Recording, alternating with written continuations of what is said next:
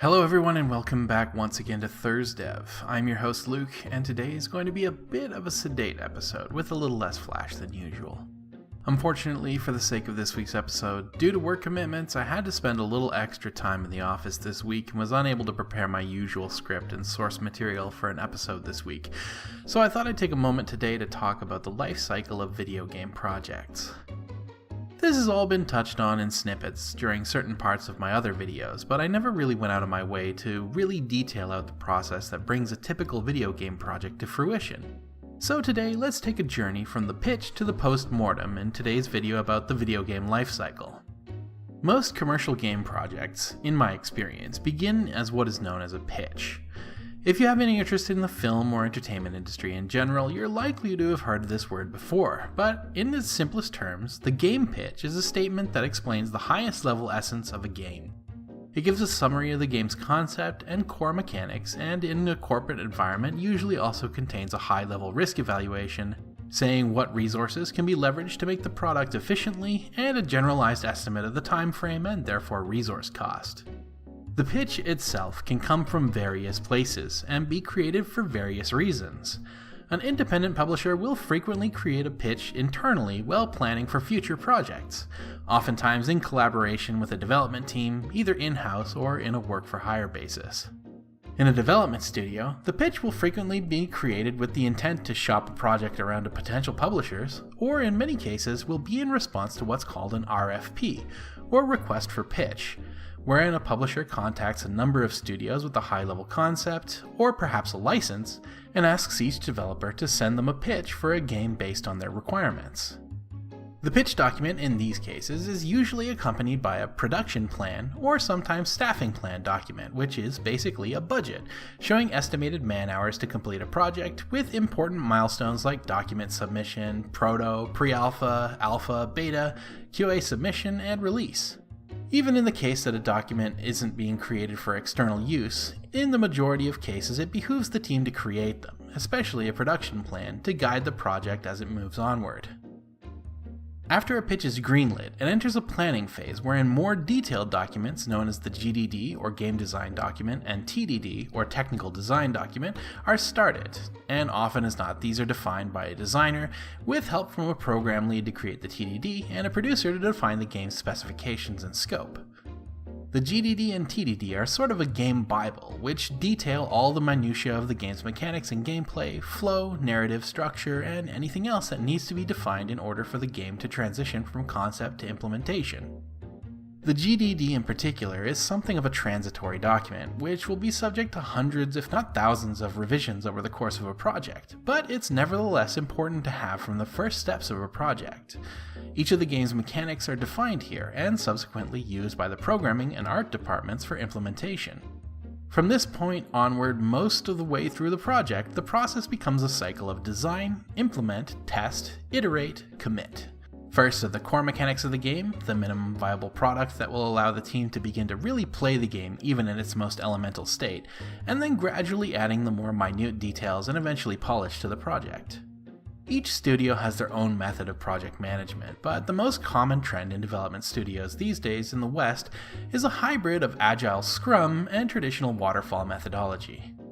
If you aren't familiar with the concepts, the short version of Agile Scrum is that instead of building a project using a rigid, dependency-based development plan, where you build an entire backbone and tack on gameplay over time towards a final step, you should instead focus on building the game as discrete individual features based around what they're called user stories, an experience that you want the player to have, which will be tested immediately and then revised until they're fun, and then be sewn together over the course of the game's development cycle. Scrum also espouses the shunning of documentation and overarching plans, which is kind of poppycock, but at its core the development methods are reasonably solid and offer a chance for early testing and finding the fun in a game. It also quickly identifies design issues, which is invaluable for the designer to revise and iterate or scrap and rewrite as needs dictate. Waterfall methodology, in contrast, is a more rigid method that respects dependencies a little bit more thoroughly, asking design to complete before implementation, then testing, and then finally deployment. In the case of especially a commercial project, some modicum of adherence to waterfall methodology is sort of a necessary evil, as parts of a project need to be predefined and submitted regularly for executive and publisher evaluation. But most studios find that an iterative design, implement, test, iterate agile approach is more conducive to a rounded game project. Regardless, the production cycle goes through a number of individual phases, which you may have heard before, but possibly haven't really truly grasped the meaning of. In early production, a game will often begin with a prototype, which is the most raw form of a game experience. In a platformer game, for example, it could be as simple as gray box assets, untextured, unmodeled pieces, jumping from rectangle to rectangle and performing a basic version of any special movement that is core to the game. This is, more than anything else, used as a proof of concept to get a basic idea of what's to be done in the game.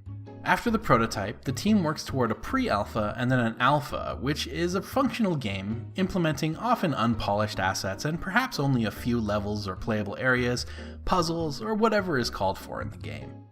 It's usually very unfinished, but also able to demonstrate unpolished gameplay. Most, if not all, of the key functions in the game should be in and working, if not perhaps working well. Regardless, alpha is when a game is most recognizably starting to be a game, as opposed to a few bits of gameplay loosely strung together. Beta is the state that the public is most likely to see a game in at its earliest. Though still not fully polished, a beta should be considered feature complete, at least for release features, and into a polish phase. Though many early access games, which are becoming more and more of a trend, commonly refer to themselves as beta, in many cases they're in more some form of a pre-beta form, since feature completion is technically a prerequisite for beta, but the lines are blurring more and more in the modern era of long-tail games with public development. Regardless, beta is a time for fine-tuning, balancing, maintenance, and polishing, getting the game into the best possible state it can be before release. Beta is the stage where quality assurance is usually going to be at its most earnest, though the studios with the resources to do so often do and absolutely should have QA on the project from the pre-alpha phase onward.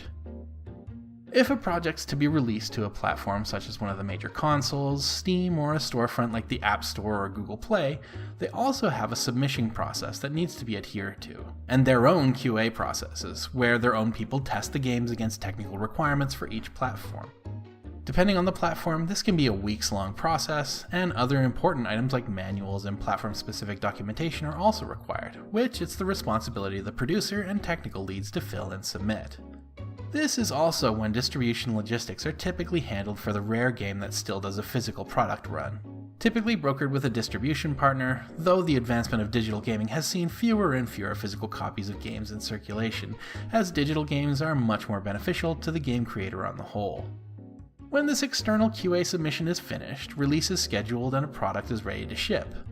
Barring anything going profoundly wrong, the game goes live as version 1.0, and from there, it's maintenance time, and as is frequently the case, the development of additional content.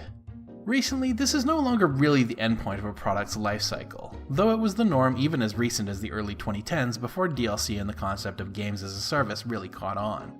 Now we tend to release a game into the wild in a state not necessarily of Gold Master final release as much as official release, after which games are continually updated and supported for, at times, years at a time. And into live operations, we once again return to the pitch process to begin it all again, hopefully with enough profit from the previous project to create something a little bit more technically impressive, or greater in scope, or just better for the next one. Each engagement can take anywhere from a few months to a number of years. Every project is different, and even if you hate the game you're working on by the time it's on the shelves, there's something truly satisfying about having it in the hands of players and in the wild, which is why so many of us keep on doing that old rinse and repeat. And that's all for today. I hope that today's video was interesting, if not entertaining, and as always, if you enjoyed the show, you're welcome to join our little family of gamers that love both the playing and the creation of video games. If you're interested in hearing more about something you heard me mention today, or any other game development topic, please comment down below, and I'll see if I can address it in a future video. Until then, however, thank you very much for joining me, and take care.